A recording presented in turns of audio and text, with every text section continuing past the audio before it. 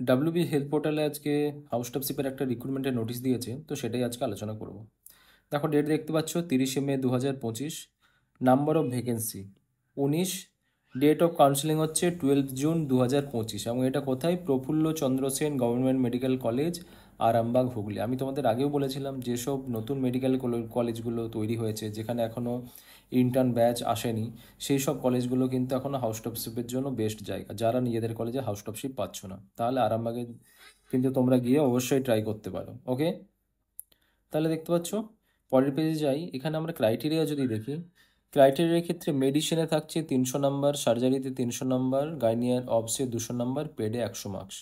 ওকে, এবং ইএনটিতে 100 মার্কস, আইতে 100 মার্কস, তাহলে টোটাল হচ্ছে আমার 1100 মার্কস। এই 1100 মার্কসের উপর ডিপেন্ড করে যে একটা মেরিট লিস্ট বানানো হবে ডেফিনেটলি, এবং যে হাইস্টে থাকবে সে তার পছন্দ মতো সাবজেক্টগুলো পাবে। কোন কোন সাবজেক্ট সেটা আমি অবশ্যই আলোচনা করব। এবং এখানে আরেকটা জিনিস আমাদের দেখতে হবে, number of chance loss during MBBS course, এটা কিন্তু দেখা হবে। অর্থাৎ সাপ্লি পেলে কিন্তু সেখানে নাম্বার মাইনাস হয়ে যাবে। Number of gold medal secure during MBBS course, এটা থাকলে কিন্তু অ্যাডভান্টেজ পাওয়া যাবে। অনার্স থাকলে একটা অ্যাডভান্টেজ পাওয়া যাবে।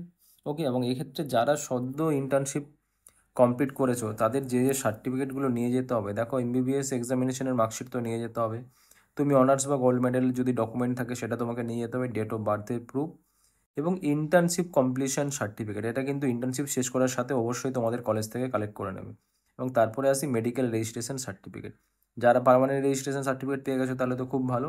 পার্মানেন্ট না পেলে অবশ্যই প্রভিশনাল রেজিস্ট্রেশন সার্টিফিকেট দিয়েও কিন্তু তোমরা করতে পারবে। চান্স সার্টিফিকেট আর অ্যাটেন্ড সার্টিফিকেট কিন্তু তোমাদের কলেজ থেকে কালেক্ট করে নিতে হয়, এবং তার সাথে আধার কার্ড, প্যান কার্ড বা আদার কোনো এক্সপিরিয়েন্স সার্টিফিকেট থাকলে সেগুলো নিয়ে যেতে হবে। ওকে, তাহলে কিসের ভিত্তিতে কাউন্সিলিংটা হবে তোমরা বুঝতে পারলে। তাহলে এখন থেকে যারা পড়াশোনা সেইভাবেই করো যাতে মার্কস বেশি থাকলে তোমরা খুব সহজেই স্কলারশিপটা করতে পারো। ওকে, তাহলে এখানে চলে আসি কোন ডিপার্টমেন্টে কতগুলো ফাঁকা রয়েছে। দেখো জেনারেল মেডিসিনে রয়েছে 5টা ভ্যাকেন্সি, পেডিয়াট্রিক্সে 2টো, ইএনটিতে 2টো, জেনারেল সার্জারি 5টা, অ্যানাস্থেশিয়া 2টো, অর্থোপেডিক 2টো, এবং প্যাথোলজি ব্লাড ব্যাঙ্কে 1টা। ওকে, তাহলে আজকের মতো এই নিউজটাই রইলো। নেক্সট কিছু ইনফরমেশন থাকলে পরে আবার ভিডিওতে আলোচনা করব। ওকে, চলো, থ্যাংক ইউ।